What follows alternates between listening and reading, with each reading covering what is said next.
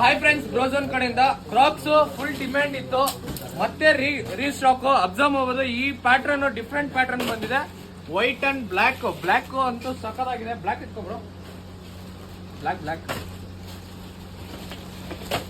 ಅಲ್ಲಿ ಅಬ್ಸರ್ವ್ ಮಾಡಬಹುದು, ವೈಟ್ ಅಲ್ಲಿ ಅಬ್ಸರ್ವ್ ಮಾಡಬಹುದು. ಸಖತ್ತಾಗಿದೆ. 1 year ಗ್ಯಾರಂಟಿ ಇರುತ್ತೆ. ಪ್ರೈಸ್ ಗೊತ್ತಲ್ಲ, ಓನ್ಲಿ 1300 rupees. ಆಲ್ಮೋಸ್ಟ್ ಇದರಲ್ಲಿ ಫುಲ್ ಕಲೆಕ್ಷನ್ಸ್ ಬಂದಿದೆ.